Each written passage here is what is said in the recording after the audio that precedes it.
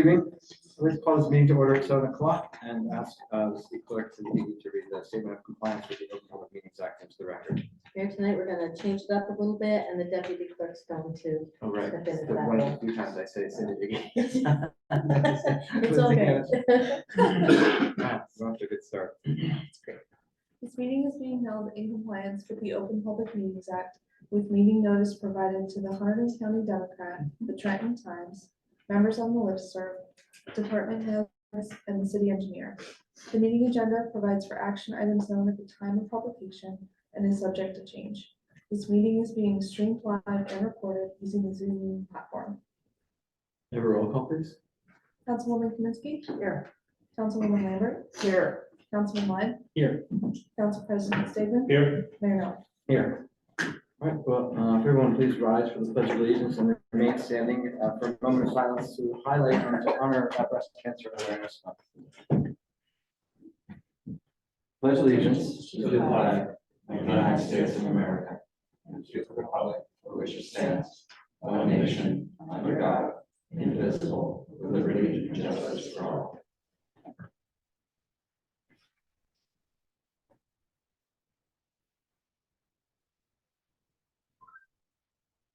Thank you.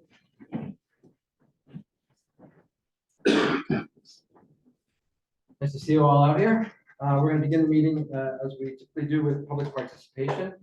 This is the time when the public can share comments, questions here with the governing body. So if you would like to speak this evening, we have two of these, one up front and one at the end of the meeting. I'll ask you to step to the podium here. Please state your name and your address. You have 3 minutes of uninterrupted time for your questions or comments.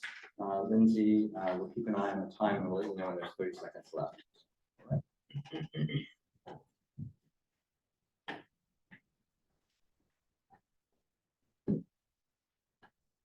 Judy Gleason, 86 North Union Street.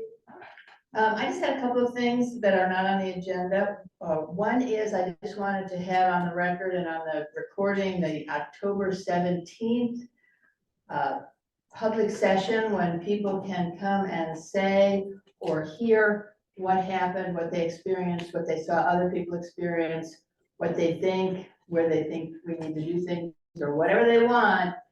It is Tuesday, October 17th. I've talked to some people by phone. Many of them were not aware. So if you're talking to people, let them know that it's coming. And it would be a good thing to hear from people, or for people to hear what others would say if they were not affected. The second thing I wanted to say was, I know that when the bridge closure hearing, open meeting thing was held back in, I think, June, I expressed concern at that time that we needed to do more, even though it's not under your jurisdiction. The town and New Hope, I hoped, would also, say something, because it's important to all of the people who live in this town and all of the people who have businesses in this town.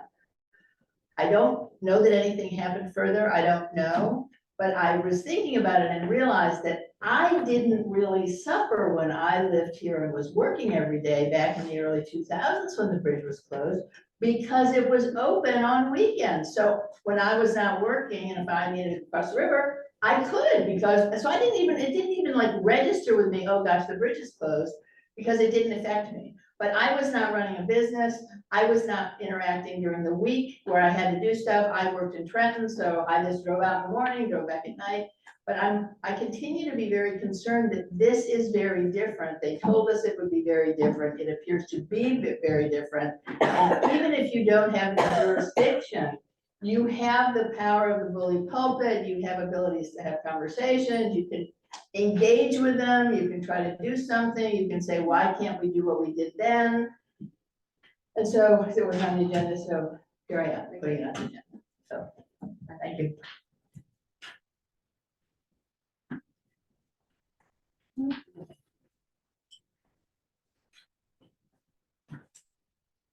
Hi, my name is Jessica Saltstein, and I own 13 North Union. So, I too am very concerned about the bridge. I think it's something that we all really need to think about, and we all really need to come together as a community and work together and figure out what we're going to do moving forward in January. But that's not why I'm here.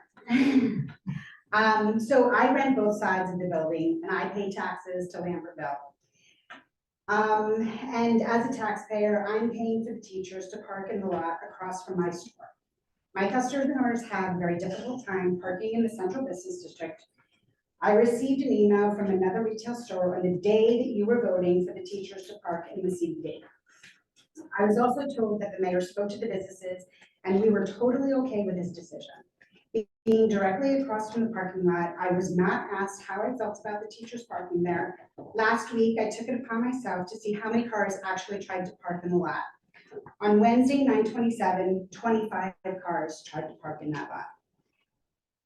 Again, on the 28th, I took a look and 15 more cars tried to park in the parking lot. It seems that between the hours of 11:30 and 2, the parking lot in the CBD would have been full of people. I want to know why, if there are spots available, why customers can't park in the lot.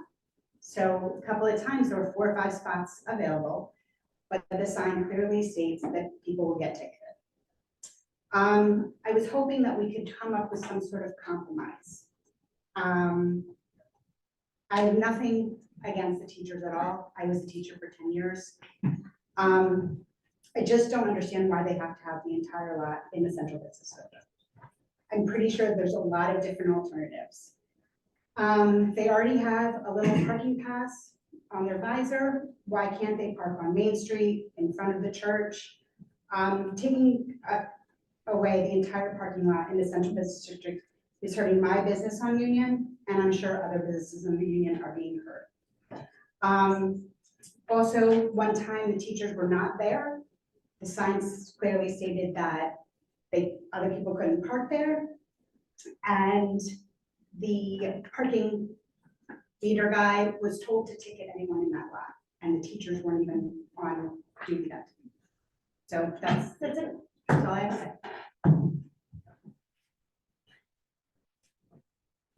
Anyone else in the room?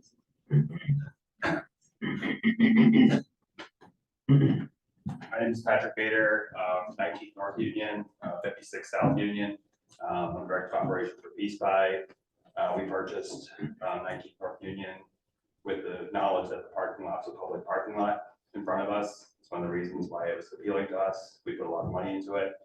We continue to invest in our property.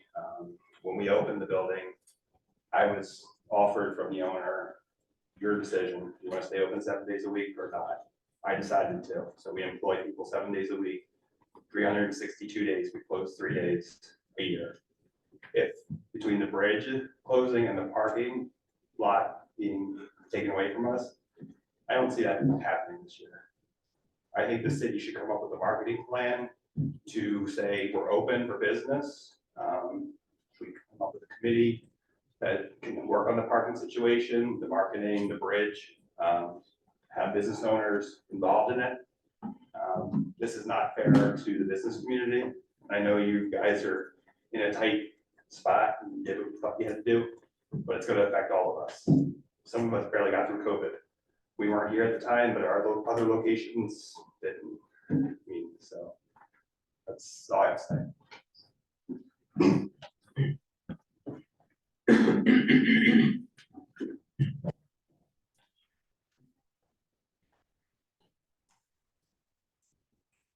Dutchman Road, 32 Bridge Street. I just want to echo what Judy was saying. Mayor, thank you for sending the letter to the Bridge Commission, but I'd like to just say it's not a one and done thing. They're going to take a lot of work. They're unresponsive. They're not listening. And we need support. We need advocacy. And we can all stand it to a blue in the face, but that doesn't get anywhere. So again, I think we're all asking for support and help to speak on our behalf and use your roles to get the right people in the room so that we can actually get some progress.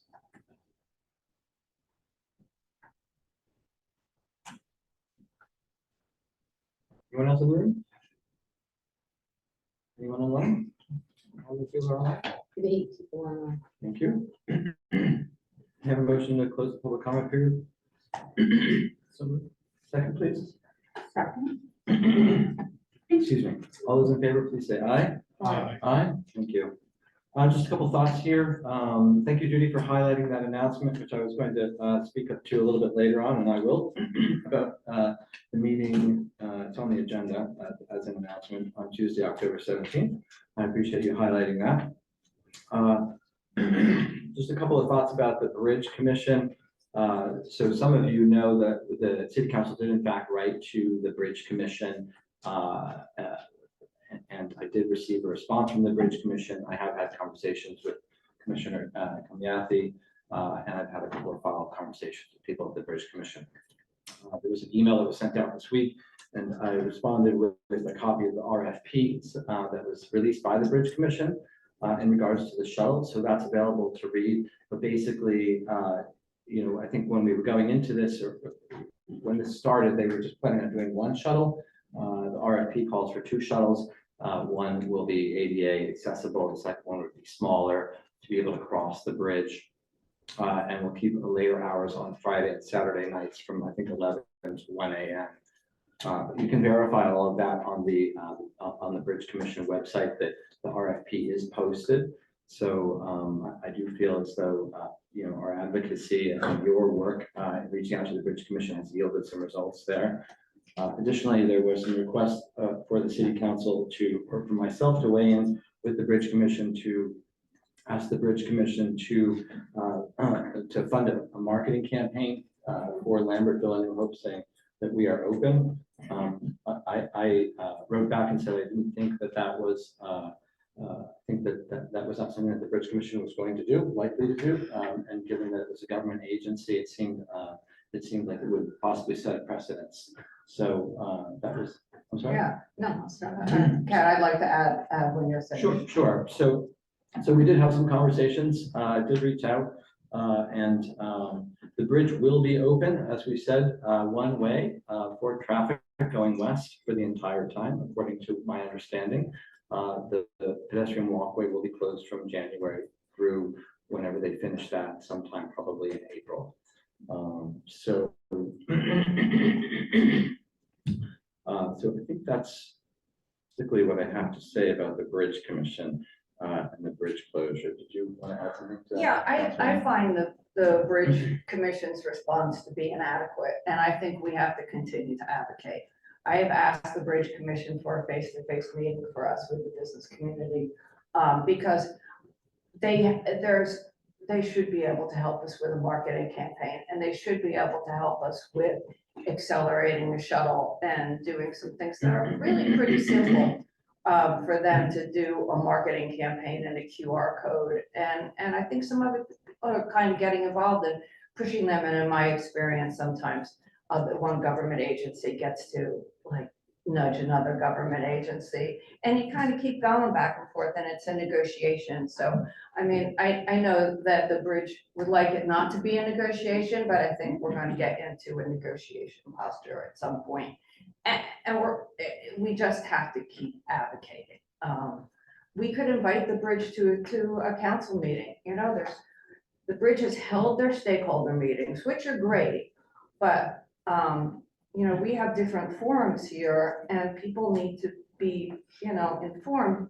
And I'll tell you, I'm on the city council, and some of their stakeholder outreach to me, I didn't get a notice from them that there was even a meeting. So I haven't been like overwhelmed by their outreach, and I've shared that with them, and I shared that with the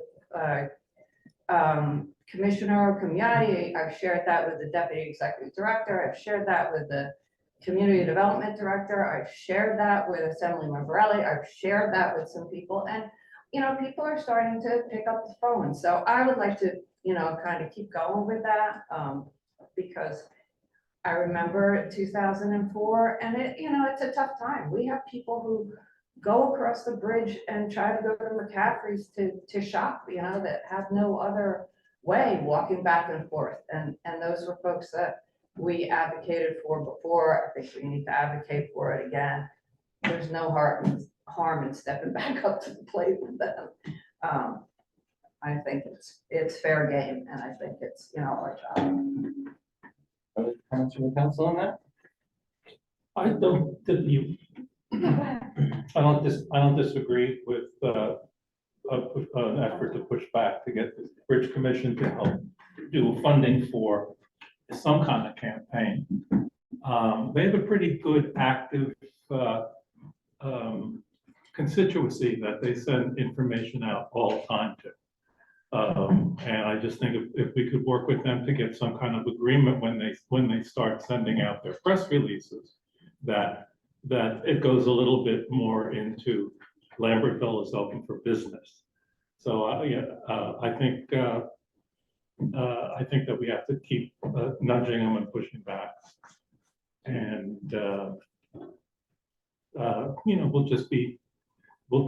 it'll be frequent calls to the Bridge Commission about them responding to the needs of the business community and the people that, walk the bridge to work every day. So as soon as that shuts down, the only way across that bridge is by car and it's one way.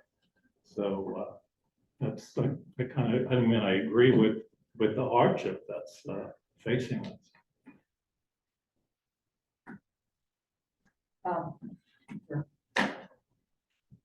I also agree with Councilwoman Kaminsky and Council President Stegman. I think just because the door gets slammed in our face doesn't mean we can't continue to knock and try to stick that foot in the door and try to start, continue the conversation. This is a big deal to our community, to our residents, to our business owners. And I think it's our responsibility to continue to engage them. The squeaky wheel gets the grease. And if we, and I'd be happy to take a crack at calling someone. I mean, I don't have personal relationships with people like some others, but I'd be happy to call up and, kind of have a conversation about what we really need, what the concerns are. I like the idea of inviting them to a council meeting to attend, to see if we can't get someone here to really respond to our community. I agree as well. I have been very disappointed with the Bridge Commission's response and how they transmitted this information to the public. I think it is inadequate. I don't know if the solutions you guys want, we're going to be able to get. I don't know too much about the construction. I don't know if there's a possibility that there's ever a way that we can have pedestrians cross that. I don't think so from my knowledge. But I think it's a great idea to invite them to a council meeting where members of the public can come and get answers to these questions and show how important this is to them and how concerned the business community is. I think it's a great idea. And I think, I would hope that they would work with us to try to let, everyone know that Lambertville and New Grove are still open for business in light of this. So I would be in support of that as well. I don't know how much we're going to be able to accomplish, but I think we can accomplish more. Yeah, I mean, we need a dialogue. We don't need an agency to tell us to go to the website. I mean, really. So, and you only get there by pushing. But this reading the website stuff from them is not the way to run a government. So where I'm standing. So Okay, I will reach out to the Bridge Commission and invite them to our November, first November meeting. In the meantime, if one of you on the council would like to draft a letter for the consideration of the other council members, I'd be fine with that. So somebody willing to do that? Yes. Okay, okay, great. So that's what we'll do. Mayor, just one correction too. We do not have announcements listed on the agenda that was made public. Oh, it was. I added them on yours so that we could announce them. Okay, thank you. I stand corrected. And then November meeting is November 16th. The first November meeting? No, the second. You want at the first meeting would be November 2nd. Right. Right. Just a quick question, when do they plan on closing the bridge? Just starting the process where they will be interrupting traffic? In January, I don't know that the date has been set yet. All right, we don't have public back and forth, I'm sorry. I don't know the answer to that question. Yeah. The one thing I would also add to Mayor, if I may, is if we are going to be inviting them, I would encourage members of the public to email the Bridge Commission and, tell them to come to the meeting. Because I think the more public support behind that, I think the more likely they are show up. Good point. Thank you. Do we need to, do we need to get a list, who has the phone numbers of members of the Bridge Commission that we can all kind of There's only the numbers are on the website. on their website? Yeah. Okay. I'm happy to download them and send circulate. Well, you know, we can all call and we can all be a little bit annoying. You know, I mean, that's why we're elected, right? Not to annoy you, to annoy them, on your behalf. Okay, and I'm just gonna touch base briefly about the parking lot. You know, we did our best to make a decision about this over the period of time. The meetings were noticed. The parking lot is leased to the school, so they have paid for it, those 19 spaces every day the school is open. In regards to the observation that the parking lot was the parking lot was not available to people on the day that school was closed. I'd have to talk to Lieutenant Brown about that. I don't think we've missed any sign changes. You 100%, sorry. Okay, please, I'm going to ask you not to speak again until the next public comment period. Right. School closed on Monday, Columbus Day. I don't know. No, it is not. Mayor, you have all the closed dates that we talked Correct, about. yes, I don't have them right The here. Proper signage was posted. Yeah, Okay, just ask. Right, so, but if, I would encourage you to come back with anecdotal about what's going on with the parking lot, because I know we did say when we talked about the lot, about, you know, listening about what was going on and seeing, you know, yeah, what was well, going on, and so. anecdotally, I pass through the Right. Central Business District almost every day, and, you know, other than, you know, I have not seen an issue myself. It seems that there's been enough parking on North Union Street most days, and this is, again, you know, my observation, so I can't account for every Friday that's a beautiful day or that I didn't go by, but I feel so far that it's been working out pretty well, I have to say. I am sensitive to the businesses and to the community, and I recognize that 19 space right there is an important, it was a big ask, so. All right, we're gonna move on.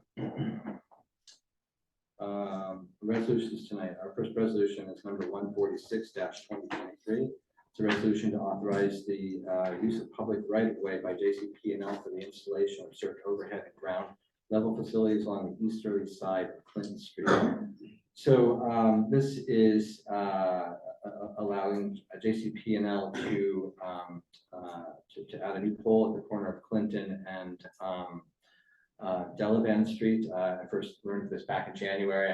I've actually seen it kind of last year, and I was notified by Naomi Drew in January of last year that the pole was leaning badly, and so this pole is actually being corrected. But in order for the pole not to lean again, they have to send a guide wire down to a stub pole, which will be located across the street in this area.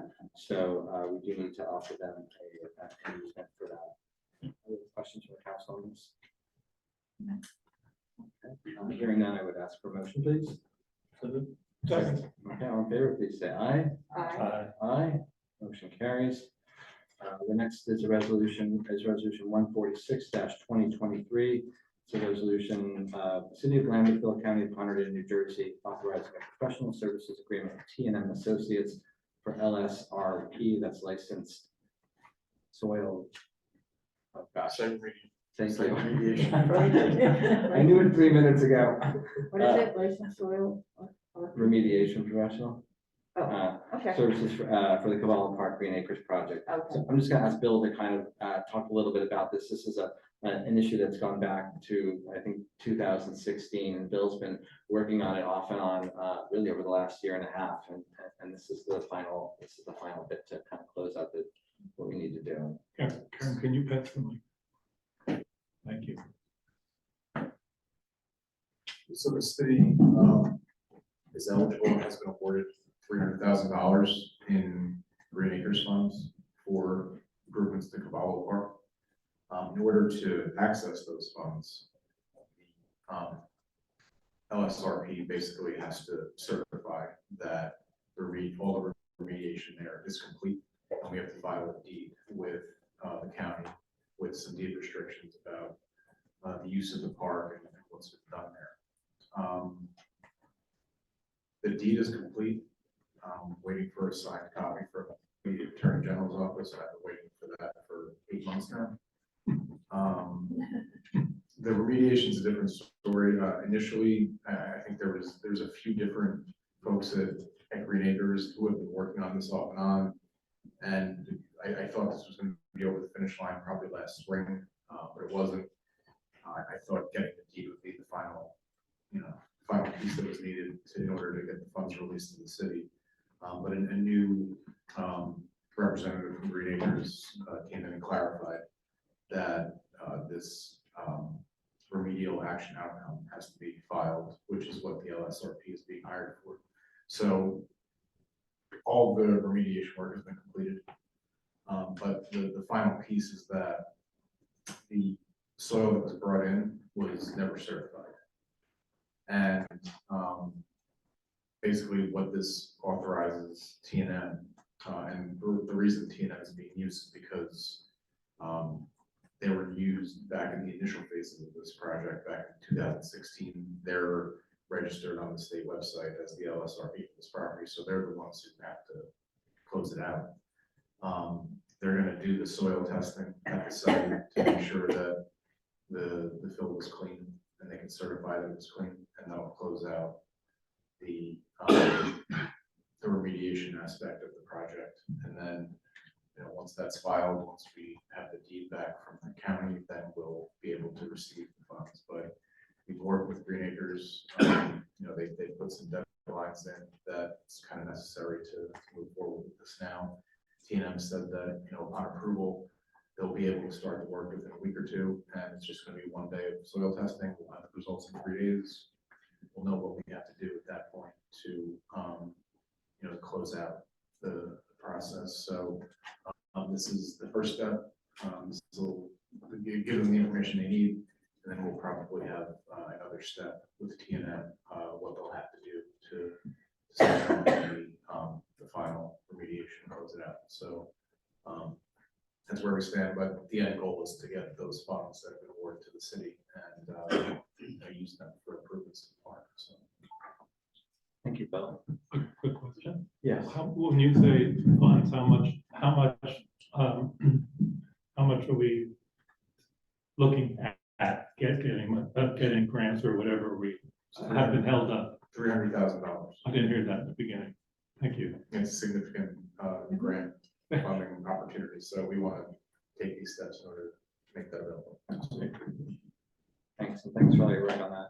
On those, there are some things that we have to keep coming back to quite a lot. And one other question, if I may make, what can this $300,000 be used for, according to the guidelines that?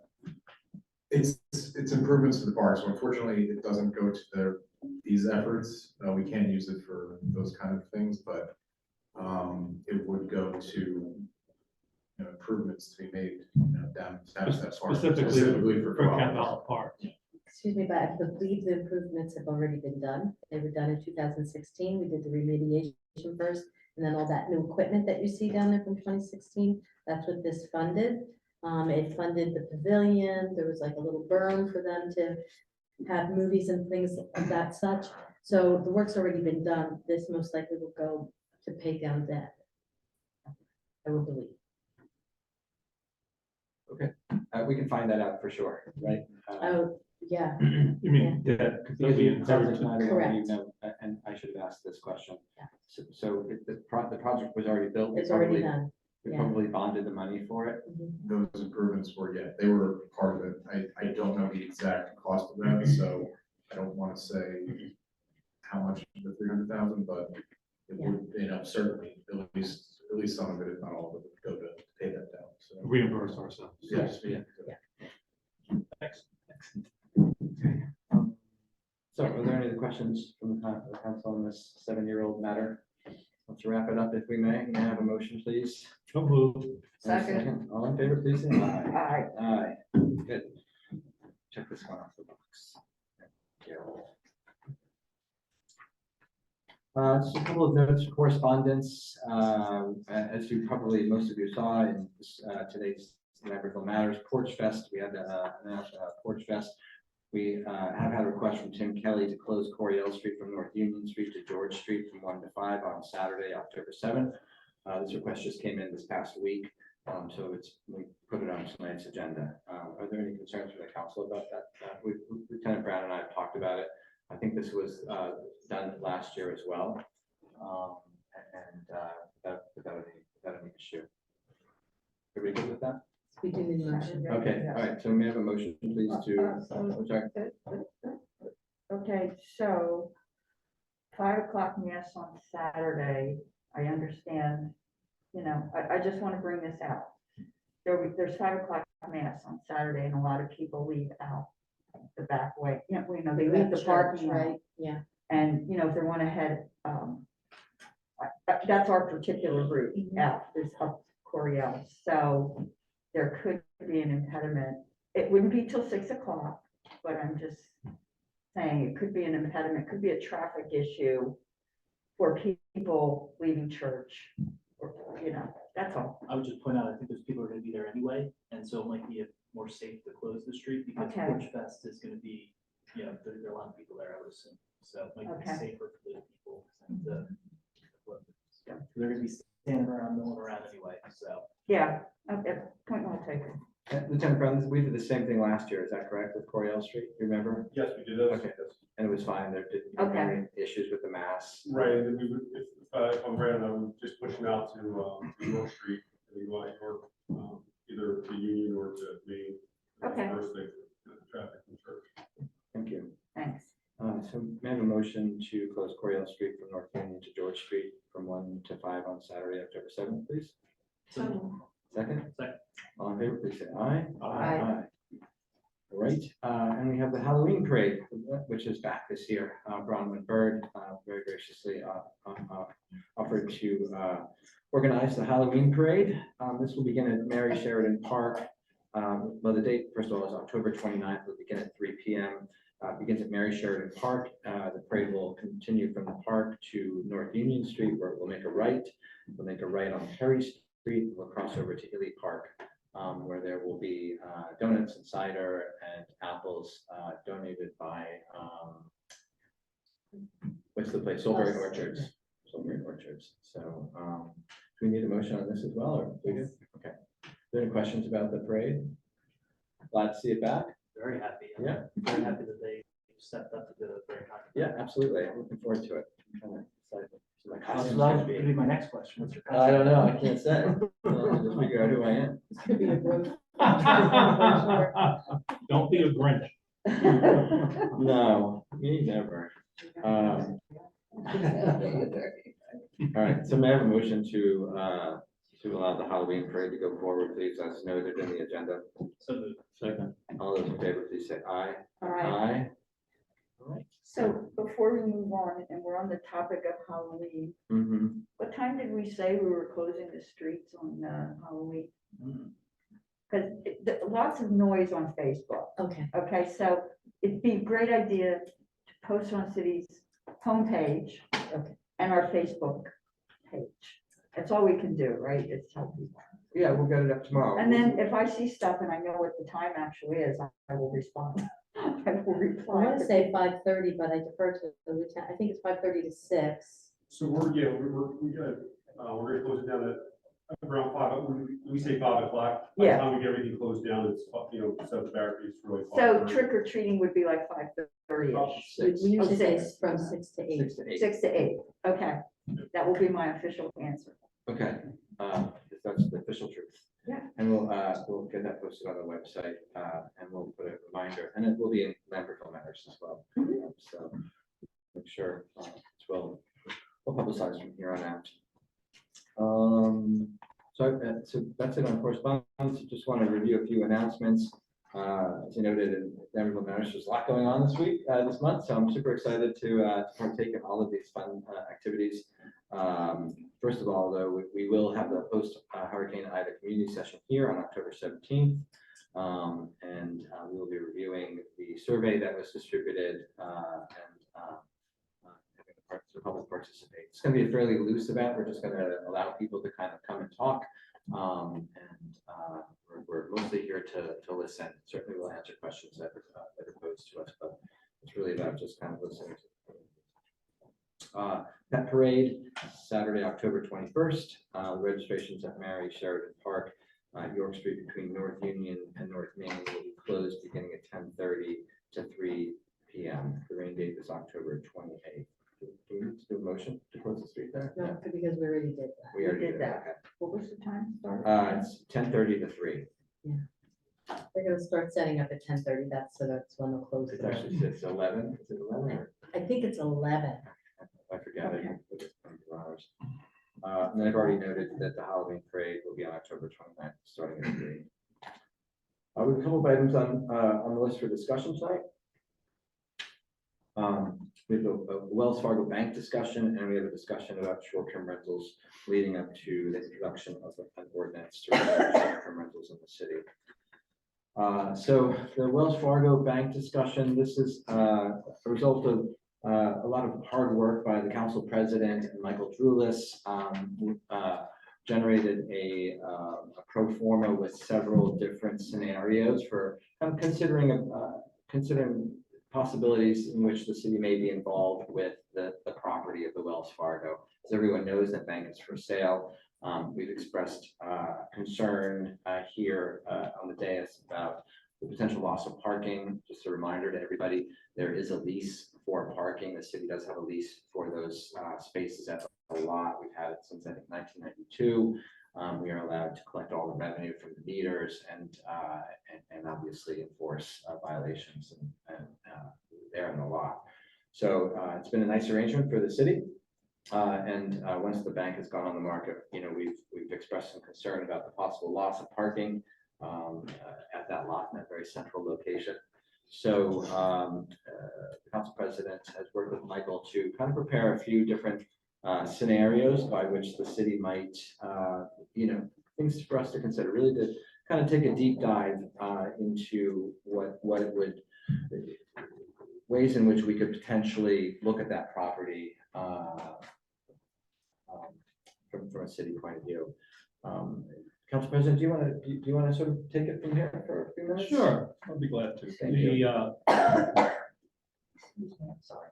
When we all found out that the bank was closing was when everybody found out that the bank was closing. I'm not saying that that's just how the bank operates. They had gotten all their permissions from the state to close the branch. And once that was all taken care of, then all the depositors got notice of it. And I was extremely concerned that there is a possibility, and we're just going to talk about possibilities because there's nothing in stone yet. There's a possibility that someone could buy the bank and cancel our lease. That's number one, if they want to control all the parking. It's a possibility. There have been offers made. The bank goes through their process of vetting them all before they get back. They send out notices to the people as a real estate agent. They will ask for highest and best offers. I'm also concerned about, of course, losing those spots, and then the possibility of having those, what is it, 17 spaces or 19? I actually think it's 19, but 19, I think this is incorrect. those 19 spaces not being available for parking, and then pushing 19 spaces throughout Central Business District and beyond for people who want to park. So that kind of started the conversation with the bank. I know we toured the bank to see what the building was like. But the only two, there were several suggestions, and the only two that sound feasible that were come up with were two things. One was purchasing the property, and hoping that the bank will be kind to us about how much it's going to cost. And we ran some numbers to get an idea based on a figure. about how, our concern was how much is it gonna cost the average taxpayer? In their real estate taxes for the loss of the parking revenue, potential loss of the parking revenue, because now we keep it all, and loss of the violations that the police do with expired meters, and it's a nice, it's a lot, we make a nice chunk of change on it. So we're balancing that whole thing, so that, should I go into the two options, or Well, yeah. what else? Yeah, so I just think it's, we just throw the numbers out there. So, in these scenarios, with the city purchasing a lot, holding it, without renting it. Renting the building. Yeah, we would just note that, it's approximately $32,000 of parking meters and fines that we generate, per year, based on parking in that lot. And we also generate approximately, $5,800 a year in taxes, for that lot. So those, are important to note. The city purchased a lot, obviously, would automatically lose the tax revenue. So all the numbers are here, and Yeah. so that was the first scenario. Yeah. Yeah, and the second scenario was buying the property and then leasing the bank out, that property out to a tenant. And that way that we would gain revenue from a lease on the bank, from the bank. So the question that we all face here is how, if this goes south, we will lose access. We may lose access. I won't say we will. We may lose access to that lot. And I think in the middle of central business district, there would be a huge loss to the business community, and then the effect on the surrounding streets where these cars are going to be forced into. And I don't have a time frame, but the bank is going to be going through their offers this month. And the question is based on the figures that we were able to come up with Michael Drew's help on this, is that, do we want to, number one, buy the building, and how much that's going to cost the citizen, the taxpayer in this town. So with one scenario, there will be a tax increase based on last year's budget of what Michael has said. If we purchase the bank and do not have a tenant, is that it could raise the average tax bill for a property that is $423,400, which is now the average, right? It'll raise it for average taxpayer $36 a year in the beginning. For the first 3 years, if we bond, which is $3.04 a month, or if we when we do bond it, we will be starting to pay principal in 3 years after that. So the tax increase, the total tax increase is forecast to be about $69 a month for the average house increase. 69, 68.55. A year. No, a year. These are all annual raises. So what it would be is I can give you the sheet if you'd like. It'll be like $5.71 a month increase on a monthly increase, but an annual increase would be $69. So the worst case scenario, and there's backup information, that's what the tax impact will be on the average homeowner at the houses for 412. I didn't even know that average price went up so much in the past 5 years. The second option would be buying it and leasing out the building at market rate commercial lease amount. which will help the city by generating a reduction in our taxes for the first 3 years of the annual tax, municipal tax will go down to the same household, $47.25 in the first 3 years. When we start paying principal back, the lion's share will go to paying the principal and interest. But, you know, what it'll do, it'll raise, it will raise the cost to your tax bill.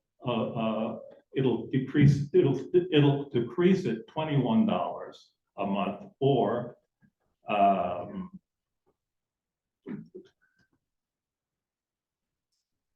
yep, yeah, I just want to double check, because this is not an easy thing to get across. So, but the increase will be offset by a decrease in your taxes once we start renting it and getting the money from it. It will not raise our tax bill, and we'll get a break of an additional $21.50 or so annual property. Your taxes will go down. They won't go down as much as they would paying just the interest, but they will go down a portion, and it will not. It'll be a plus, not a minus, to lower our taxes, but enough so we don't have to increase it. So those are the two options that I think are probably the most. Those two scenarios make the most sense. There were other scenarios that didn't make any sense, or cost, not that they didn't make any sense. This cost the city more money. Well, I was just curious in the analysis when I read it, and I have time to, Michael, is that we didn't take into account, I don't know if you took into account the fact that then we would be taking the building off the tax rolls.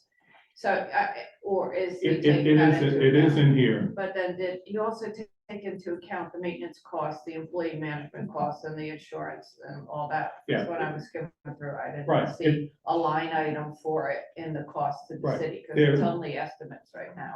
No, they're figures that are produced in this summary reflect, if you go back into the current worksheets, you can see that everything's included in these numbers. And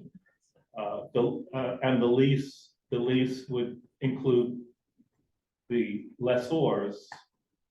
It will be included in the lessor's rent, So all worked in. scenario number 2, though, assumes we're gonna buy it and lease it the next day, right? Well, that's the thing, you can't buy it and lease it. But that's what this math does. Yeah, so it's more, I would say it's more that it's number one, and figure out the worst possible scenario is that those two increases in a few years will go on to the tax bill. The highest estimate is it would increase the house that's we were referencing here. It would increase their tax by $68 a year.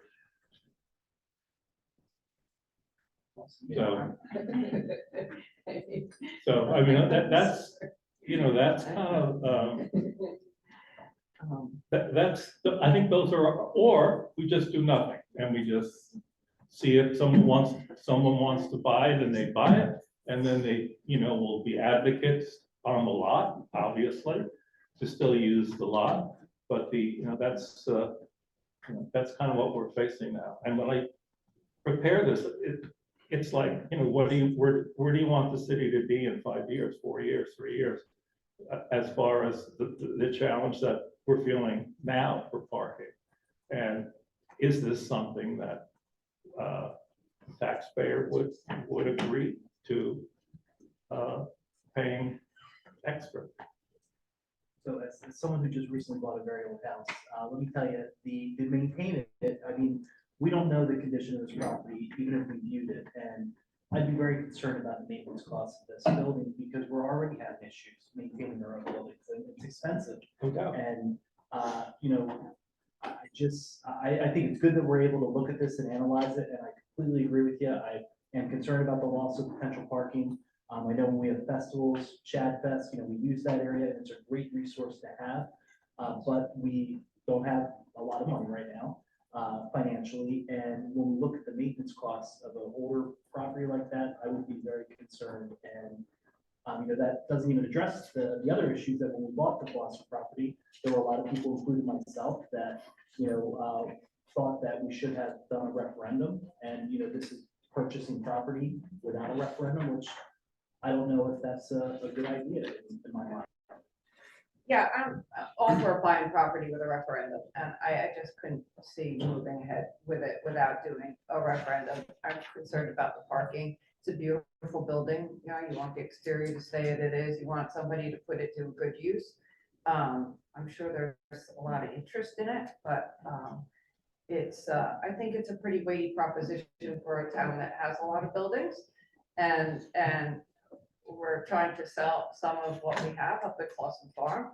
We made a purchase there that in hindsight, look, everybody said that was revenue neutral, and it wasn't. But that aside, I think we need to, you know, kind of take care of what we have, and improve on what we have. I don't know that we can really, for a town of, you know, barely 3,800 people, that we can take on a project like this, you know. Project management of the properties that we have is challenging enough. Even big towns that I've done work for to shutter it, you know, taking this on and then trying to market it and lease it to someone. You need someone, a property manager. You need a lot of help with it. Not to say that we're not concerned about maintaining that area and its use for the public, and can be very active with any buyer on it, but without doing a referendum, you know, that's something that I think we've all talked about wanting to do the next time around. There was a third option, I think, that we didn't really pursue because the real estate market is so volatile right now. That's why it's not in here, but we talked about buying it and selling the building off to offset the cost and keeping control of whatever the most of parking we can on that lot. So now, you know, we have challenges to face on other properties that we have purchased, and I acknowledge that. You know, we're pretty much following, you know, we're very sensitive about buying property now. I'm just concerned that everyone is aware of the fact that we may lose 19 spaces, and what does that have an effect not only on the business community, but on the residential communities, or the R1 and 2 around that building that will have to absorb the spots. And I don't know what the time frame is with the bank, and I understand everybody's concerns here. I understand it all. But, you know, it's kind of like an opportunity to determine our future by securing, you know, one of the two lots. If you count the Acme, that's this place, that's 3, but losing one of those lots. That's got nothing to do with the teachers renting that. But we already lost one lot. You know, so, but you know, that was a negotiation that took place about that lot too. So I'm more sensitive about permanently losing parking in the CBD, but you know, we're not losing that parking, where eventually it will come back through holidays. And when it's all signed properly about when it's open and when it's not. So, you know, that has a little lifespan of its own, but once we lose control of this lot, then I'm concerned about the negative impact on us as a destination and as, you know, as controlling our destiny so we don't have to now look for 19 more spots for people to park that don't involve a shuttle bus or a jitney to get people to and from it. So that's kind of my, my rationale on this.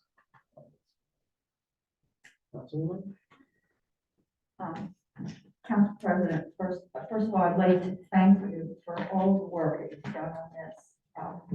I think it's really important to have this conversation publicly because there are people, residents, business owners, who, I mean, some of you spoke this evening about loss of parking, and it's a sensitive subject. And I think it's really important that the public witness the process, if you will, to consider.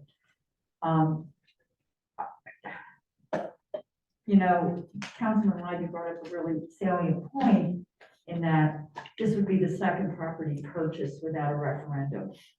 And I did not support the Clausen property purchase because there was no referendum. That was one of the reasons I didn't support it. And I wouldn't like to see us kind of setting, kind of starting on a new path, if you will. I think, it kind of comes down to how much are 17 or 19 parking spaces worth to the average taxpayer. And I have concerns about the number of properties that we own that we struggle to maintain. And I guess the only way I could see pursuing this was if we took another property that we already own that had non-essential services and sold that.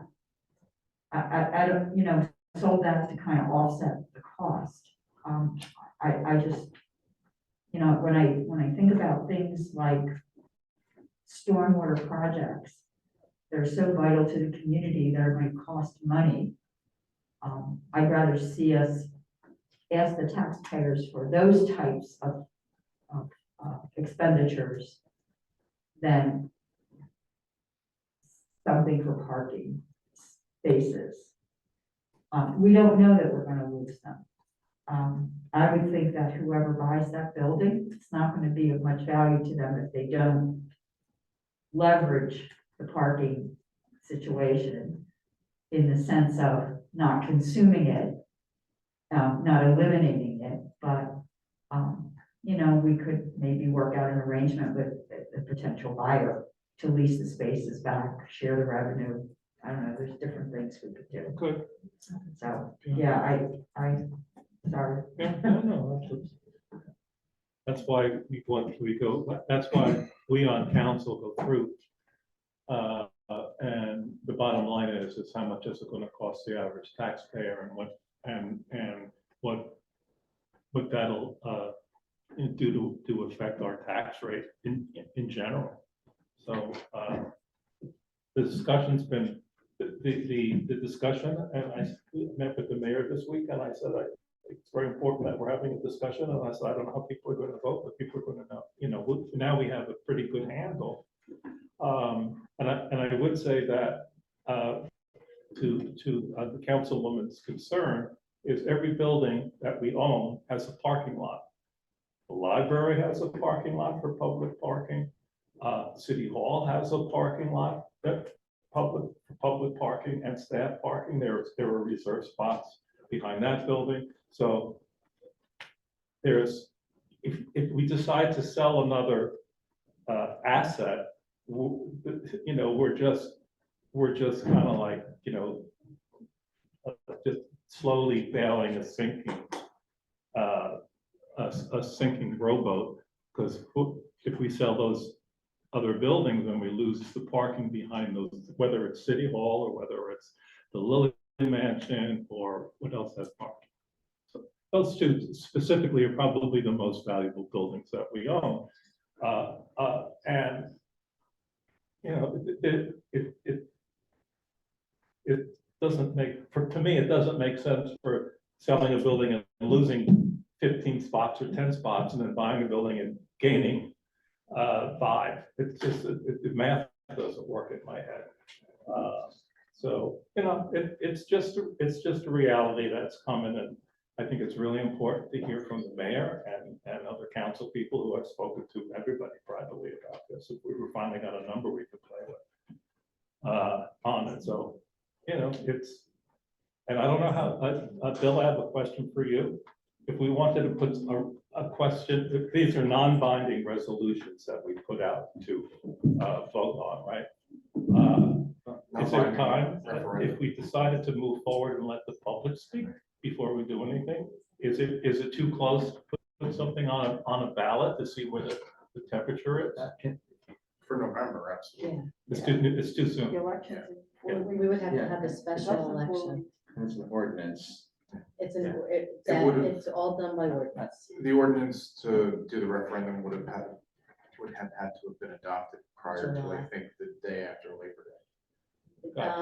The law has changed, and so we would have had to have it to Mary Malfi the beginning of August, which means we would have had to adopt in July. I mean, 16. Which is before we even knew that the bank was closing. So there are provisions for a special election, but this November No. regular election is not Yeah. possible. Special election, the total cost would be on us. Oh, yeah, It's the mailing and everything, so. yeah. It's cost associated with it. No, I understand. I just wanted to find out where we are as a mayor, that's why. Thank you. Thanks, I appreciate this and I appreciate the work. It is always good to have information and data. And it shows that we have looked at something and considered it in good faith. I would just echo publicly the sentiments of the three other council people who spoke for the need for a referendum. I've said this all along, that referendums are a valuable tool. They allow the residents of any community to decide how we're going to proceed on some of these big ticket items in the world and in our community. So I'm sorry to leave it there for the moment. I do thank you for your time and attention to this, and Thank you, Phyllis and Mayor, for having like Drew help us with that. I mean, I think looking at the numbers really helped me decide, my position on it, so it's very helpful. yeah, sure. So we're going to go on to a discussion of short-term rentals in anticipation of introducing an ordinance at the next meeting. So we've now had several conversations about short-term rentals, and I'm ready, I think almost ready to move forward with the ordinance. There remain one or two kind of questions that are out there, and I've talked to individual council members about them.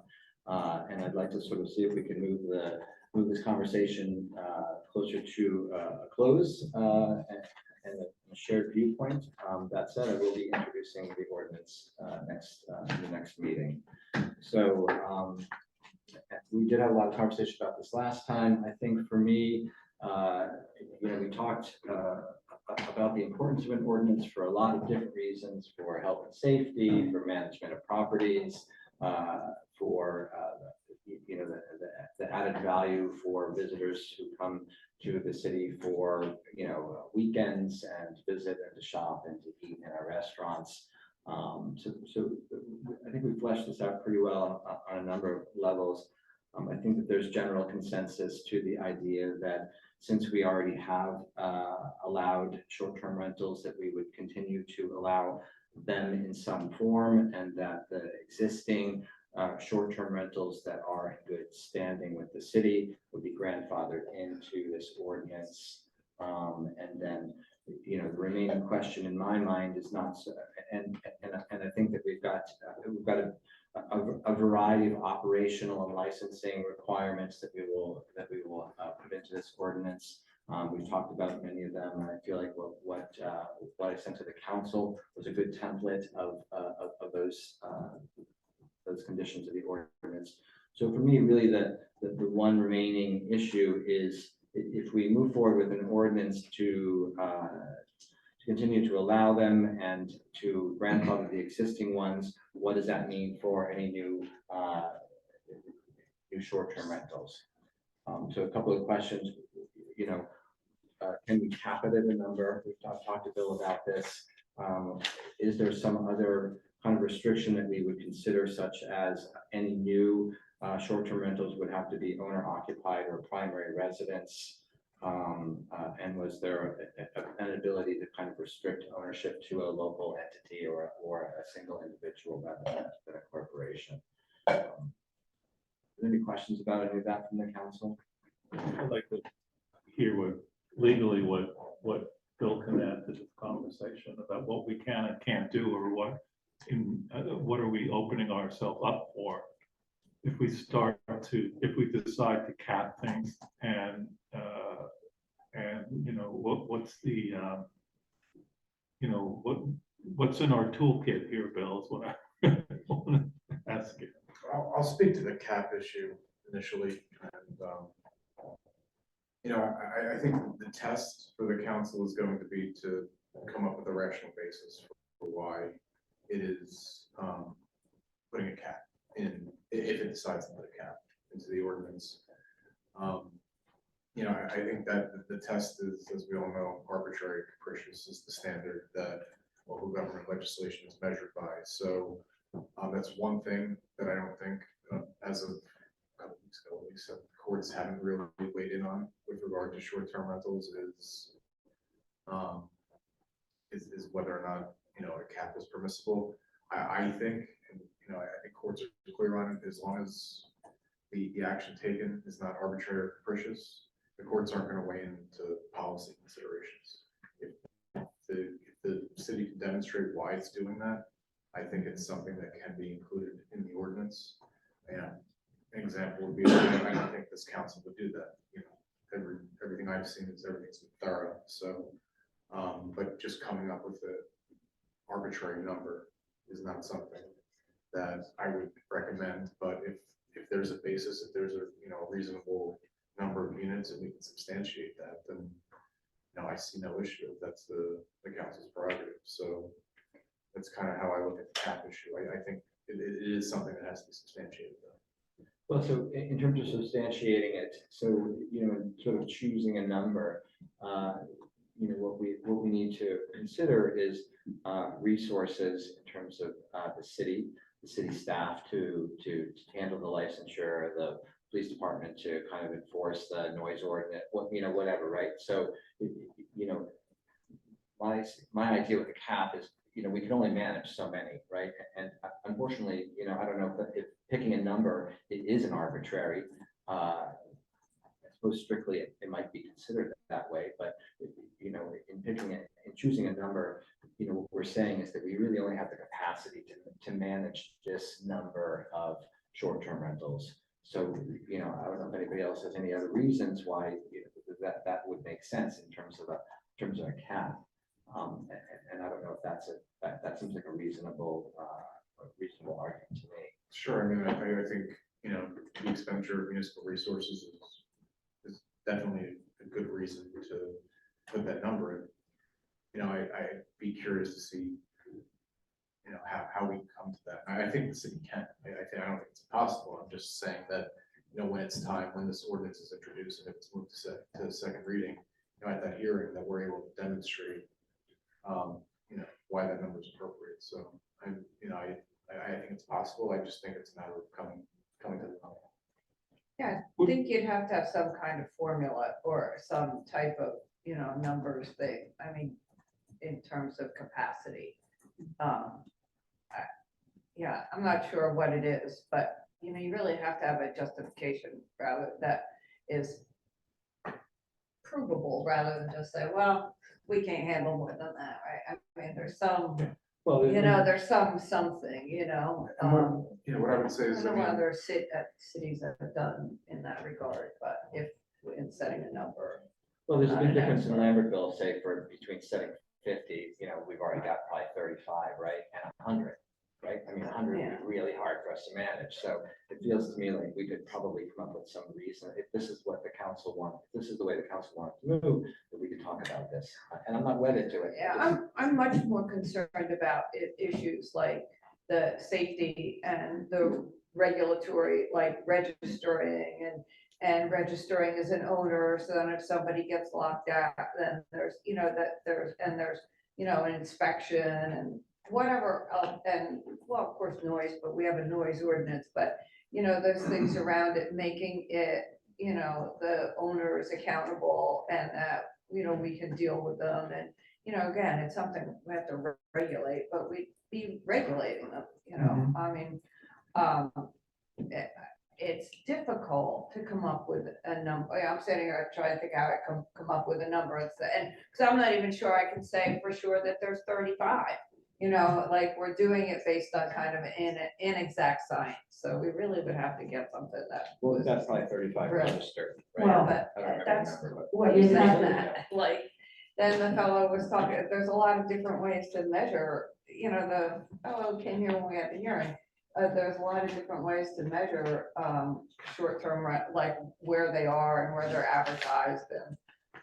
I don't know, I just, Yeah. Yeah, you have to. I wouldn't like I can only put tell you my how- life on it. No, I Okay. can only tell you how many we have registered, right? Right, So right, that is right. the definitive answer. Right. And, I'll just say one more thing if I may, Councilwoman.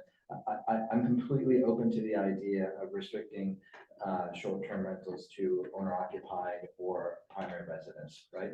We do have half a dozen of those already in the city, and that would be an effective way for us to kind of manage, your concerns about, availability of owners and responsibility and all of that.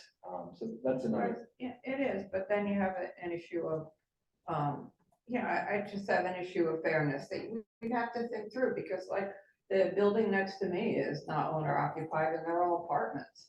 So the fellow who's the landlord doesn't live there. So like, how do you do that? I have a hard time just going, evening that out in my mind. But if we are registering them and taking all these things into account a little bit more stringently and enforcing our regulations too, that you go after them, maybe that is a good way of dealing with them as well.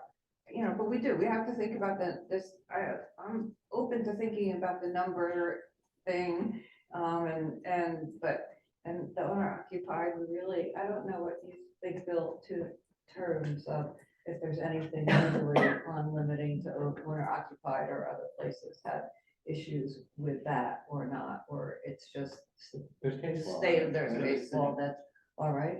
Jersey City one. Yeah, the Jersey Jersey City City. ordinance restricts owner occupied. It grandfathered in some people who had more than one property that wasn't. Those were grandfathered in if they just had one other property that was not owner occupied. But right now, Jersey City's owner occupied, that's withstood judicial scrutiny. So I think that's a reasonable approach. My only concern here is that, if we don't find a way forward, we currently allow anybody to register with the city. So, we've been talking about this a long time. So I do think it's important for us to kind of move forward in terms of a way to manage the number, however that is, and however we get to that reasonable, it's got to be included. I personally think that our number fine is manageable. Our number now is manageable, even with kind of some of the new regulations we would include in this ordinance. That doesn't mean I want to see it double in the next 2 years, right? Or, so I want to make it clear that I think we need to come up with some mechanism in the ordinance to slow it down or restrict it. So less than double. Like, Whatever. Yeah, I just mean, I'm said that. not just So, throwing it out there, saying Yeah, this is a discussion, that's not a, well, because we want to introduce an ordinance, we do, so. we'll yeah, get so we talk about consensus. grandfather, somebody brought up an important point too. It's not like that property in forever is gonna be able, just that owner, and once that owner sells it, they would lose that status. Is that, That's how I would, because I don't think that would be fair to other people, No. like, yeah. No, I think all of these are not transferable. Sell houses. And some people buy and sell houses as LLCs and they live there, so you've got to figure out. a way So, to so discern that. how would we handle, I'm not completely, I'm on the fence about grandfathering in the sense of it's sort of okay. If we come up with a set of criteria for example, primary residence, let's just take that as an example. Does that mean, and we've got 35 properties and only 20 of them are primary residents? What does that mean in terms of grandfathering? We're in essence enabling continuation of properties that violate the constraints we're attempting to put in place. So I think that needs to be thought through before we just say blanket grandfather everything.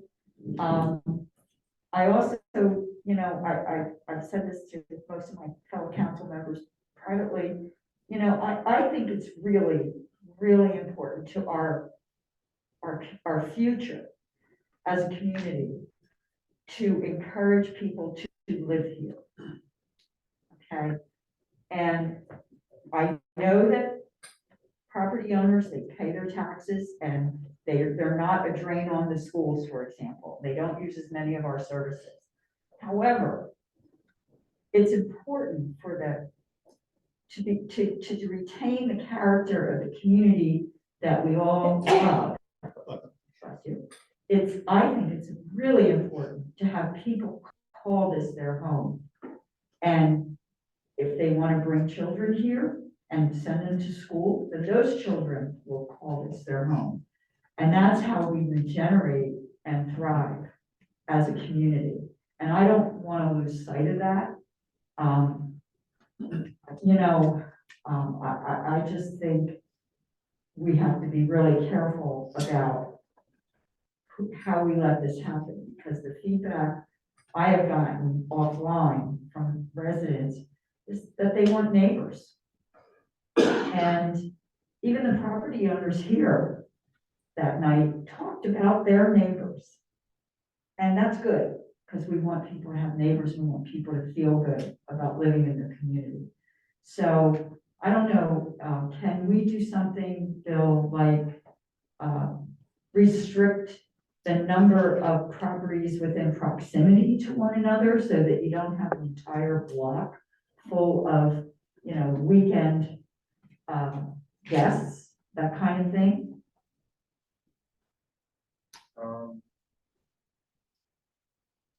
I think it's what's being contemplated is more of a licensing ordinance.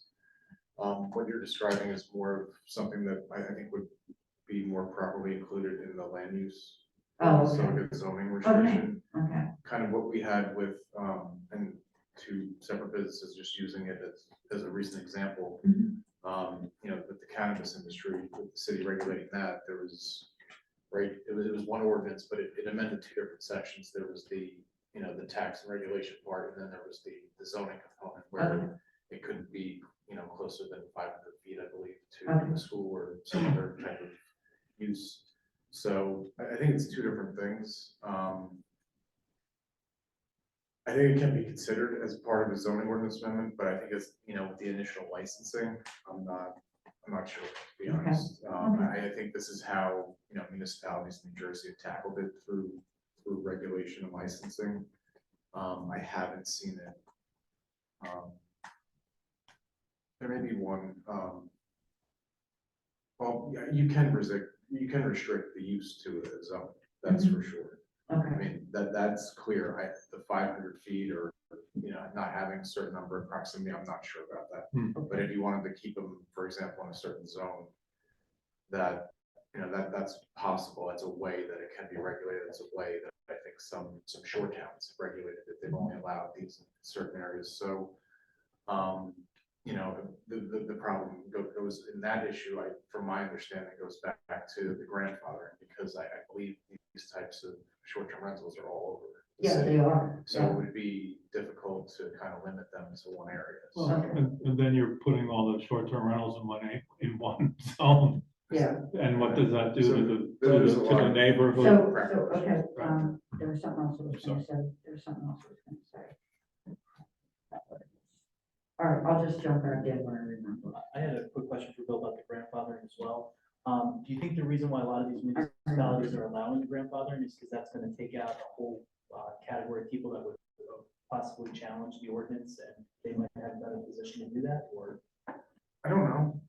You know, I can't really speak to what their thoughts were. I mean, I think the discussions that I've had, at least with the mayor, is just a kind of a do no harm kind of issue. Like these entities have been operating. Now, I think the focus is, not to take anything away from it, but just to regulate them to make sure that they're safe and, not causing any issues for the surrounding neighbors or community. And I would note that, there are communities I have read, and I've gone to some seminars and webinars, there are communities that start from the ground up. And they do say, you can only have one on Ferry Street, you could only have one on North Union Street. So when you're starting brand new, you have a lot of latitude. And Bill and I have talked about this, about the possibility of looking at zones, and it becomes a very complicated, slightly nightmarish scenario here in town. We already have 3 on Ferry Street, so what happens if we jump in and say we're only going to have 1 on Ferry Street? Well, which one is it? Is it the first one? Is it the one that brings the most tax revenue? And it becomes a very complicated way to do it. Yeah, it does, it does. The other thing that has been mentioned and actually was brought to my attention by a member of the public, and actually we have a number of ordinances that control, noise, putting out your trash, blah, blah, blah, right? That control the activity, if you will, Public. that takes place on these properties. I think it's really important that we follow a consistent process of enforcement. I'd like, I've heard that, an individual who lived next to an Airbnb, repeated problems with trash, and the property owner, all they ever got was letters. If we have situations where there's repeat offense, there should be an escalation process where you go from a kind letter to a more strongly worded, to okay, this is the last letter. And then you start, imposing financial penalties. I think we really need to do that because we owe it to our permanent residents or our residents in residence, to do that. And when you talk about the operational cost and what can the city absorb, you have to look at things like that, like how many hours per month does it take what does each department, each staff person do? And how much time? And you do kind of have to start at minutes and you work your way up and you see what it costs over the course of the year to have, one property. What's involved with one property, and then you extrapolate that as to the rest of the available resource, and then that kind of drives you toward what's the limit. So, Councilwoman, to your point, the one thing that we often don't include is the cost of software and the cost of the hardware. SDL it's a very good program, but it's costly. yeah, we definitely should be charging back the licensing on hardware and software for this type of function.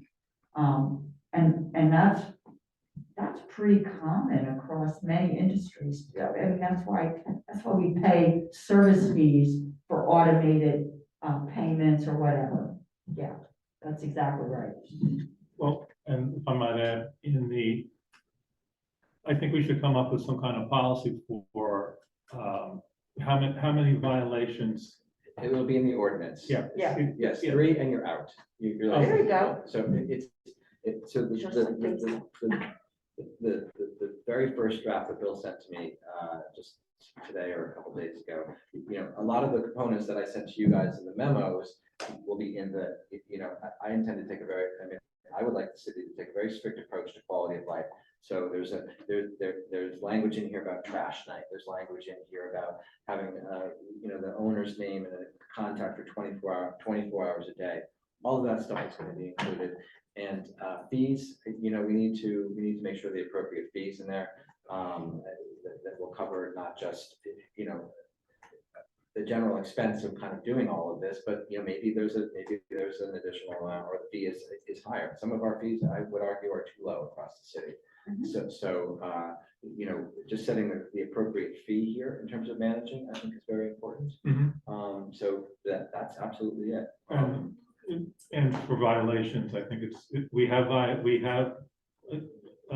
you know, an office that handles building violations, and there's a certain fee attached to, Yes, for the penalty kind of thing. There's that here as well. Yeah, there's a daily fee, there's a fee not to exceed $2,000. This ordinance would give the mayor kind of some discretionary authority if you know, in the instance where a short-term rental is violating any one of these components, or there's a question. So yeah, there's a lot of mechanisms in here baked in here to accommodate all of these questions. So we're basically wrestling with caps. We're basically wrestling, I think, with the idea of how do we ultimately limit the number, right? Because right now we have no limit on the number, and we have to decide what we think is the best way forward on that. You know, is it picking a number, or is it saying, you know, the owner occupied thing is, you know, I think I said at the last meeting, there were 6 or 7 out of the 25 or however how many we have registered that are owner occupied. You know, that seems reasonable to me. That seems like a reasonable, almost organic way to kind of cap this, and to ensure that some of the values that we're talking about here, in terms of making sure this person, you know, that the owners are community minded because they live here, you know, et cetera, feels like a good way in, quite honestly. So, you know, I think that would be a nice way to move forward personally. Owner occupied rather than a cat. Yeah. I think it's probably ultimately less arbitrary, because we can make a very strong case for the quality of life and the maintenance of a property when somebody's right there, right? Yeah.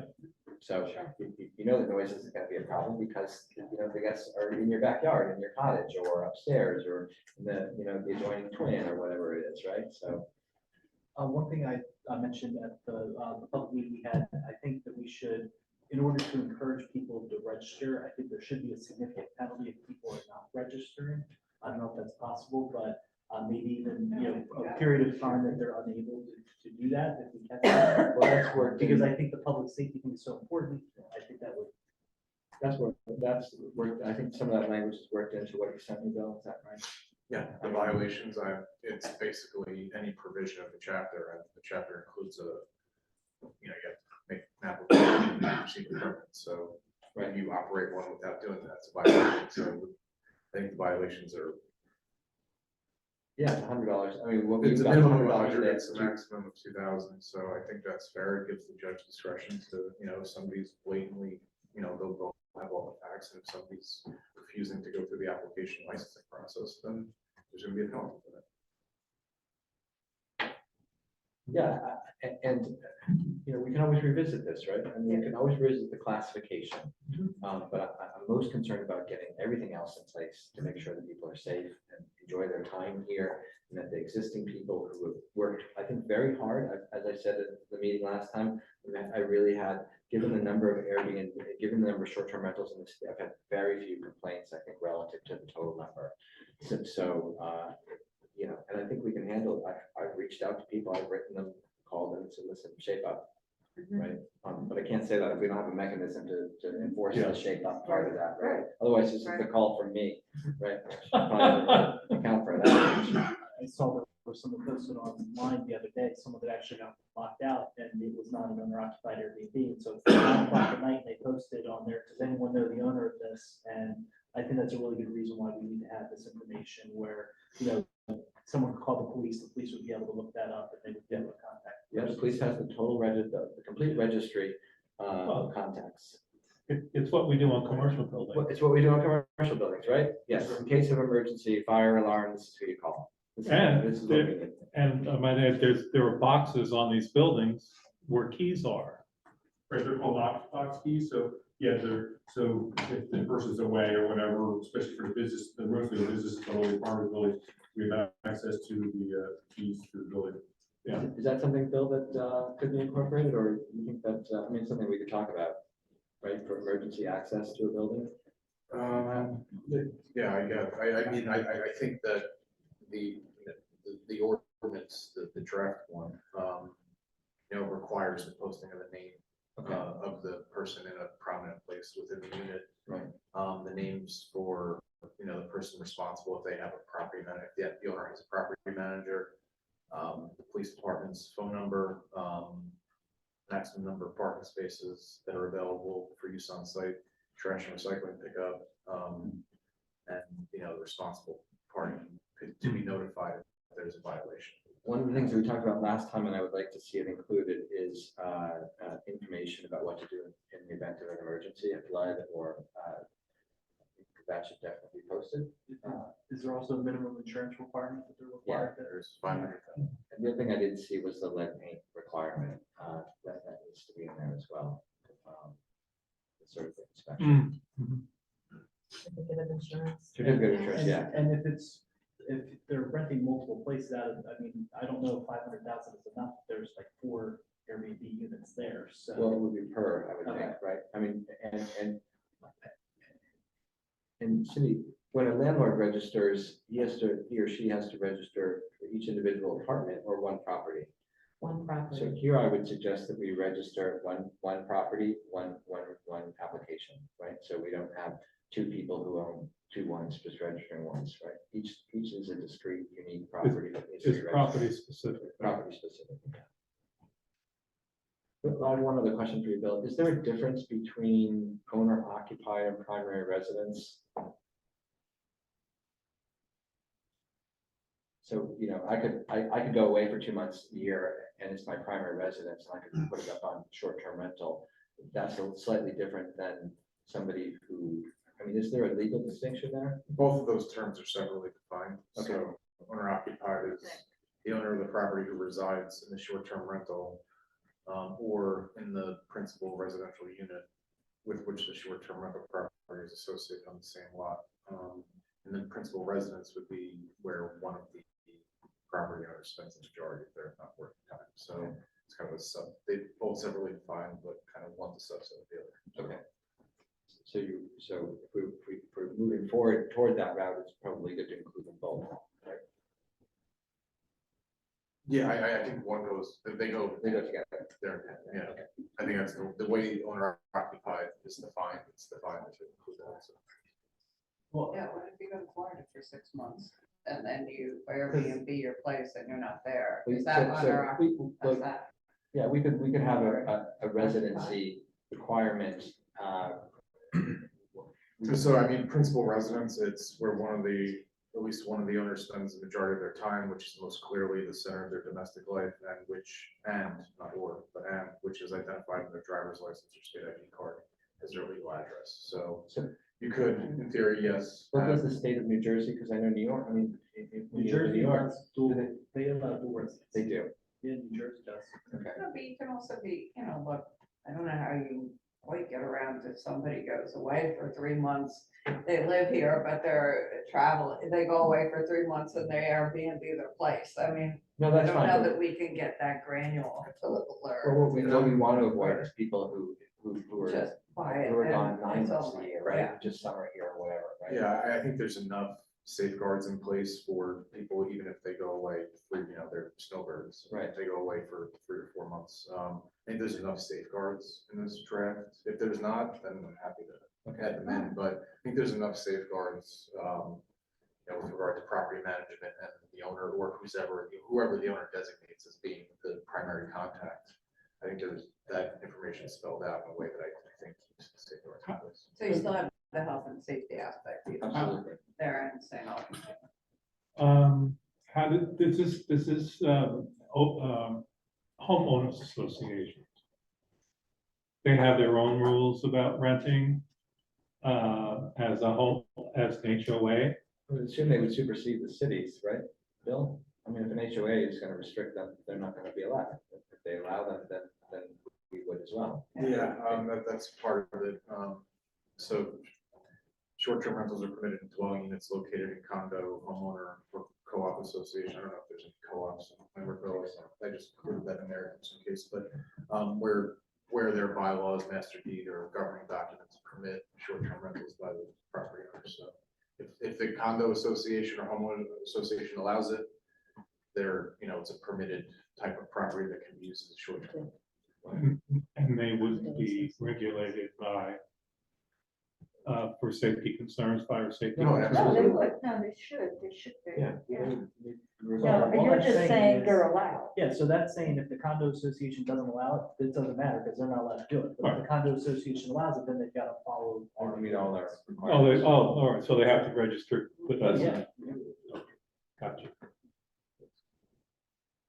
All right, so there was one other question that Councilman Lai posed at a different meeting, and I'd be interested to know if you have any thoughts on this bill. Would it be possible for the ordinance to dedicate part of the fee to the Affordable Housing Trust Fund as a kind of a nod to the fact that we're sensitive to housing and the impact that it has? I have to look at that. Off the top of my head, I can't think of any reason why not, like how the city collects and budgets its fees, but I would want to check Okay. Yeah. There's just something that's like kind of sticking in my head about, Yeah, no, that's fine. If you, there's other fees that go to that, and I just want to make sure that there's no prohibition of No. that. I can follow up. That's great. Yeah. How do we want to go down this path? Because they're income generating properties, the ones that are not owner occupied. Is a licensing fee enough? I mean, what about, would the building be treated differently as far as its assessment if they were commercial and not residential? Because it looks like, where's that line about what your property's worth? I mean, Well, if you're owner occupied. Yeah. yeah, if you're owner occupied, it's well, not those, I mean, the non-owner Non-owner. occupied. I don't know. I mean, we'd have to. Well, if we're looking for, That's an interesting point, though. if we're looking for some way to make them a little more cost to the owner of the property, can we have, we're collecting, if they're registered, we're collecting the 3%. I mean, the state's collecting hotel motel tax from these folks, and so some of that comes back. But I wonder if we could add instead of something. I know we're gonna put a license fee on there, but We don't have the authority to levy any other tax, right? And I think it would be incredibly complicated to try and change the classification of these buildings to a commercial property, for example. right? Yeah. They're clearly residential. Yeah.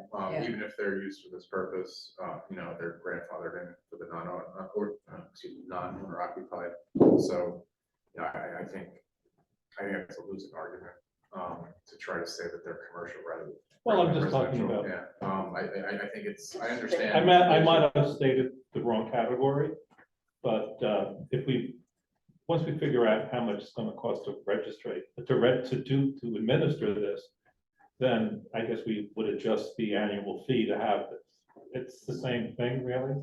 Yeah, there's the proposal is for an initial fee and an annual, renewal I fee. think we'd have to look at that. And I've highlighted that, I defer to Yeah. the city on, the number is, whatever Right. you decide it to be, so. Thank you. I think that number's gotta, as we talk about, encompass the software and also It's the got to clerk's time. offset the cost of administering the program, so we really want to be able to offset the cost. of And in this the instance, program, make because- sure we're covered. Turnover would be frequently, right? Yeah. So you're going to have Lot of input. more fire inspections? No, I don't think that, there's not gonna be a lot of turnover.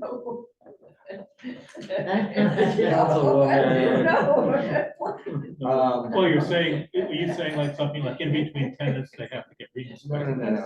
Say, would we want to do it on more than just an annual basis to make sure that people didn't take out because frequently properties that are leased or rented, from what I read, was the issues that are with the smoke detectors and the things like that. People take batteries out and then they're not affected. Yeah, I have a difficult time believing that a short-term rental person would check in and take out the batteries of the smoke detector. Well, I mean, I don't know how you. Well, you have We inspections inspect once- it, so you we have inspect it inspections. once a year. If We, you have- well, I know like some places, if you're a renter, they charge you like a smoke detector inspection fee, Yeah, but they we- do. we only You do- come every year, we only- and you can pay a renter fee on top of it. We only To make charge, sure they work. we charge, for them, but they're inspected every. Biannual. Biannually, or when a tenant changes, but we often don't catch the tenant changes because it's self-reporting, right? So, I do think that in this case, an annual, inspection is appropriate. Again, resources would potentially suggest that it would be hard Charge a to little do all fee of for it. that. What's No, that? you can charge a We fee do, for that yeah. on top of the rental, Absolutely. you know, but in this instance, you know, you want to be able to inspect I mean, I'm a landlord somewhere else, I pay a fee to have my, you know, smoke detectors inspected, pay a fee to be a landlord, pay, you know, We do that here. but yeah, Yeah, yeah, so it's- but it's for $50. these, yeah, we Yeah. can do that. Well, okay. So unless there are any other major points, I feel like we're comfortable generally with moving on here. So I'm gonna work with Bill over the next couple of days and we'll get a draft out for you guys to take a look at before the 19th. And I'll ask for any further comments then. We'll clarify these questions or get answers to the couple of questions that Bill didn't have answers to. One question I did have about that, the ordinance is gonna say the grandfather use of the ones that are registered, right? It's not just, that's clear in the ordinance? It's, yeah, It's,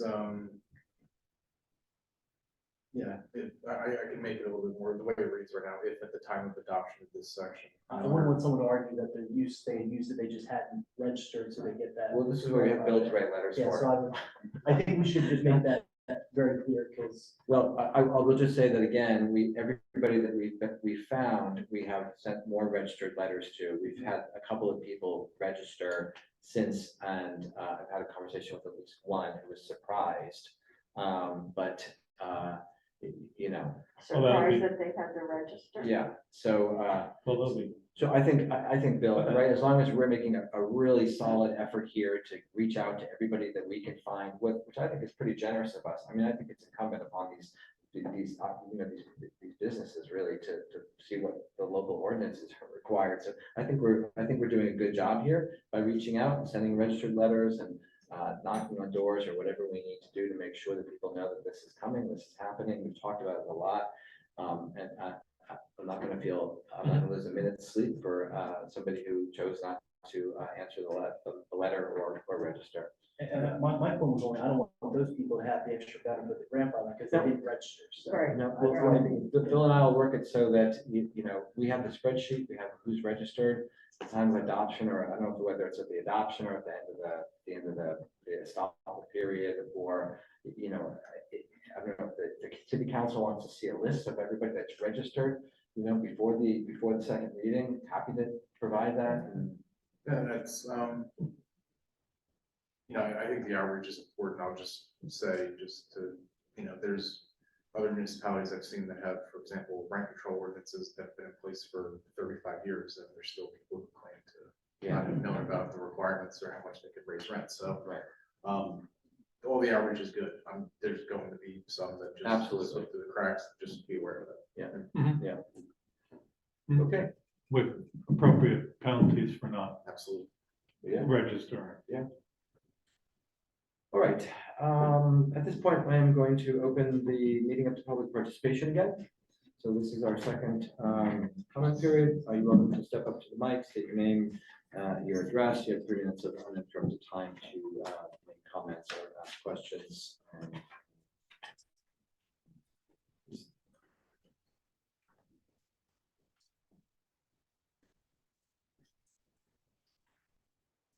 Go there to Bridge Street, just want to go back to the bridge comments. Could you, the mic is very far and it's really hard to hear up here. So just go back to Lift the, it up. There you go. sure, just go back to the bridge conversation. There we go. The 2 shuttles that they're referencing, that might be fine for most of the time, but it doesn't work for peak. So Friday, Saturday, Sundays, there needs to be some flexibility, which is what we're advocating for. We're also been trying to find out, I know you don't know the answer, but we've been trying to find out from the Bridge Commission, what the difference is between this and the prior project, why the sidewalk could be open last time, when in fact it was widened last time and replaced. So they were doing work on the sidewalk. I again don't know what the difference is. In fact, their website brags about how they were able to do that, and that it was a collaborative venture with the public at the time, and seems like a different commission this time. But again, just trying to understand that.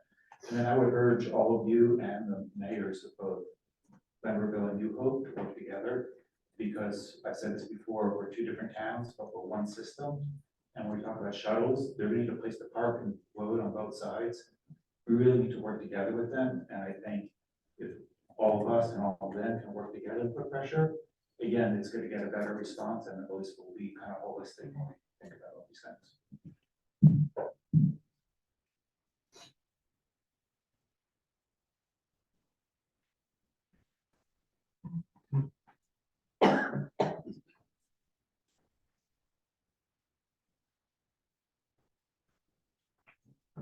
Dave Bird, 255 Ocean Avenue in Lambertville, following up on the discussion about the potential loss of parking. Can I assume that there has already been a complete legal review of the existing lease to find out when if there is a change of ownership, when the city would lose its access to that parking? All right, and or will we go for the entire lease period? And the other thing is, it's written into the document, is there any priority, all right, that would reserve the parking for the city? Anyone else in the room? Anyone online? Patrick Bader, 19 North Union, 56 South Union. We had spent several minutes speaking about the bank parking, which is 19 spaces. We're not sure when that's going to be given up. So that would be 36 or 38 spaces with the 19 that are already given up. That didn't seem to be much care put into that. There could have been shuttles for the teachers from their parking lot to the school here. There's other options other than giving up our parking. I was at Piper Lounge and I asked the bartender, I said, do you ever come to Lambertville? She said, absolutely not, the park is horrible. We have a store in Cape May. I talk to residents all the time. They're like, we love Lambertville, park is awful.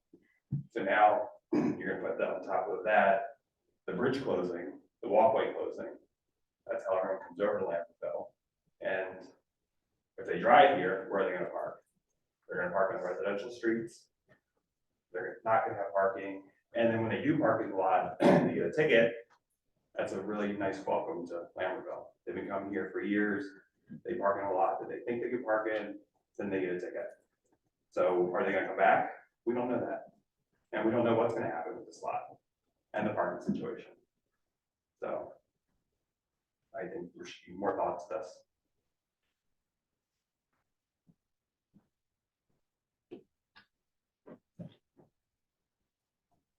Judy Gleason, 86 North Union Street. I just want to note that a cautionary voice on the grandfathering, the sort of discussion that appears to be sort of automatic. I wasn't here when y'all had the meeting with a lot of people talking, but a lot of people told me about it when I returned, and my impression was it wasn't a clear slam dunk of grandfathering is a great idea, although I know some people were very much in favor and some people were not. And I think it's more dangerous, particularly given the number. I know we think there's a certain number, but everybody I know in the town and in real estate says, oh, no, there's way more than that. So don't know. But the grandfathering, I would just ask you, I would just caution on that. And the other thing on the bank thing, besides how long it took for them to rent the bank, the previous bank, I just think we really buying property, we're still trying to sell some of what we bought the last time, and I don't see any movement on that. So I'm just really not finding a lot of positive enthusiasm in my thinking through what we've done in the past, that this is that this is a smart thing to sort of go forward. And a referendum, by the way, let's not forget, it takes an enormous amount of effort to educate the public. The people who want the referendum passed are not gonna be doing that. So everybody else is gonna have to do it. So just caution that, let's not be buying things just so quickly if we can take more time. Thank you. Is there anybody online? There is not. Can I have a motion to close the public comment period? Second. All right, all in favor, please say aye. Aye. Aye.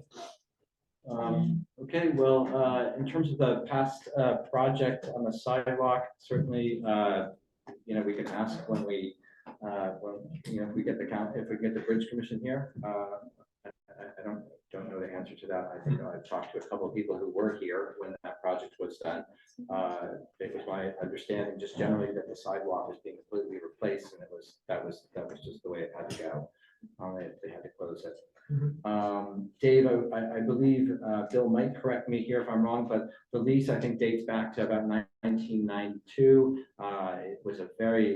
It's a surprising lease to read. I think either party could cancel the lease with 90 days notice. And I don't think that there was much more to it than that. Am I correct? It was a year-to-year lease with 90-day termination. Year-to-year lease. So, it's amazing that we held on to that lease as long as we did. I think, I find it very surprising, quite frankly. And I do hope that we get to negotiate, the spaces on that property. I know that New Hope has a good track record with private-public partnerships and putting metered spaces in private properties and having arrangements with property owners to either share or, kind of come up with some formula that works for everybody. I think for me, and I think probably for a few people on the council here, it really is about parking spaces. That's what it's about, right? It's about making sure that we have the maximum number of spaces in the central business district. I'm not going to go through the bank, through the North Union Street lot again. I think we took a lot of care on that. To move on from that. So having public comment closed, I think that we are at the end. Right, so I would ask for motion to adjourn, please. Second. All in favor, please say aye. Aye. Aye, thank you. The meeting's adjourned. Thank you for coming.